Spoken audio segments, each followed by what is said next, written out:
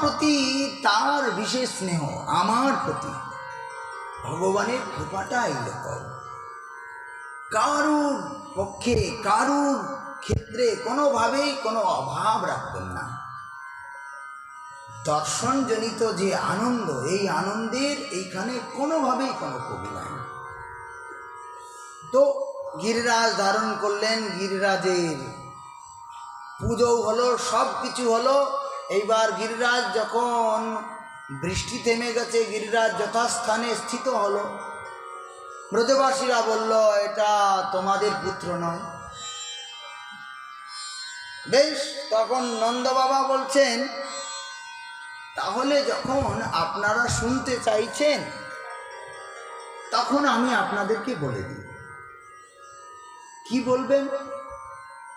বলছেন যে দেখো, যখন গর্গাচার্য মুনি এসেছেন, নামকরণ করেছেন, তো সেই কথা আমি তোমাদের বলিনি কাউকে, আজকে বলে দিই।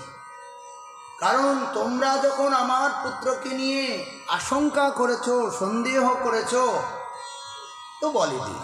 তখন উনি বলছেন যে গর্গাচার্য আমার পুত্রকে নিয়ে কী বলেছেন। এই আমার পুত্রকে যেমনভাবে তিনি আশীর্বাদ করলেন সেটাই তিনি বললেন। বলছেন,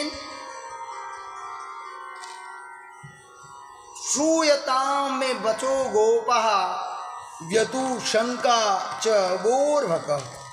আমাদের পুত্রকে নিয়ে তোমাদের শঙ্কা হয়েছে, আমি বলে দিই।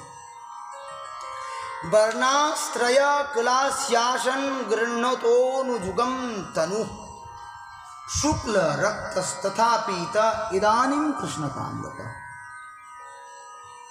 মানে পূর্বে যে শ্লোকগুলো গর্গাচার্য নামকরণের সময় বলেছিলেন, সেই শ্লোকগুলোই এইখানেও দেওয়া আছে। পুরা অনেন প্রজাপতে সাধব দস্যু পীড়িতা।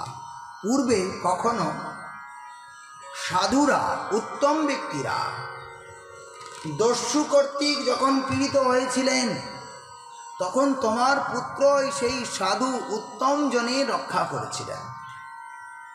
অরাজকে রক্ষমানা জিজ্ঞুর দস্যুন সুমেরিতা।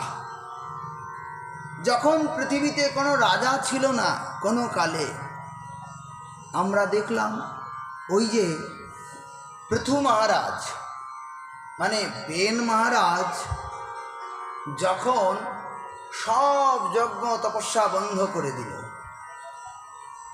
সেই মৃত রাজার দেহটাকে মন্থন করে নিষাদ হলো। তারপরে আবার যখন মন্থন করা হলো, তখন তার থেকে পৃথু মহারাজ, তো ওই তো অরাজকে রক্ষমানা, ওখানে মৃতদেহের থেকে কোনো জীব জন্ম নেয়নি। ঋষিরা জানেন ভগবান সমস্ত ব্যবস্থা রেখে দিয়েছেন। ওইখানে ওই মৃতদেহের থেকে অন্য কেউ না, স্বয়ং ভগবান পৃথুরূপে অবতীর্ণ হলেন। অরাজক পুরীতে তিনি রাজা হয়ে পৃথিবীর প্রজাগণকে পালন করলেন। তো এরকম শুধু একটা ভাগবতে দেখানো হয়েছে, আরও কত এরকম উদাহরণ আছে, তার শেষ নেই। এইরকমভাবে সমস্তভাবে ব্রজবাসীগণকে বোঝালেন। এইবার ব্রজবাসীরা আর শঙ্কা করল না, তাদের শঙ্কা দূর হলো। ব্রজবাসীরা বললেন, বেশ, এখন তো আমরা আরও বেশি এই কানাইকে প্রীতি করব, কারণ আমরা যখন জানতে পারলাম সে তোমাদেরই পুত্র, আর তোমাদের পুত্র হয়ে সে এইরকম অদ্ভুত অদ্ভুত লীলা করছে, তো নন্দ বাবা, যেমন করে তুমি আমাদের প্রিয়জন, তেমন করে তোমার পুত্রও আমাদের প্রিয়জন। এইভাবে সেই কৃষ্ণকে মা যশোদা আর নন্দ বাবা উপস্থাপন করলেন।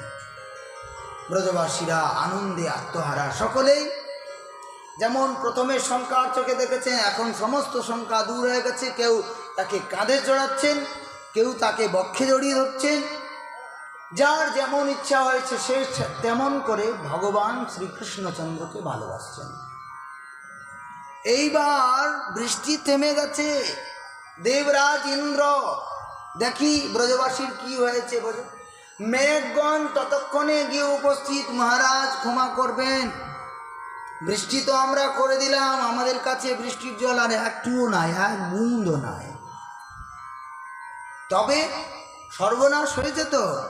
বলে সর্বনাশ কি, একটা পিপিলিকাও তারও কোনো ক্ষতি হয় নাই। সে কি, বলো কি, কিভাবে?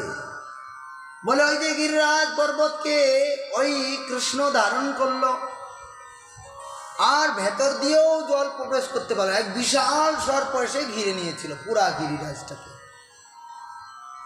ওই জন্যে কারুর কোনো ক্ষতি হয়নি। দেবরাজ ইন্দ্র তখন ভয় পেয়ে গেল। তিনি জানেন ভগবান অবতীর্ণ হয়েছেন,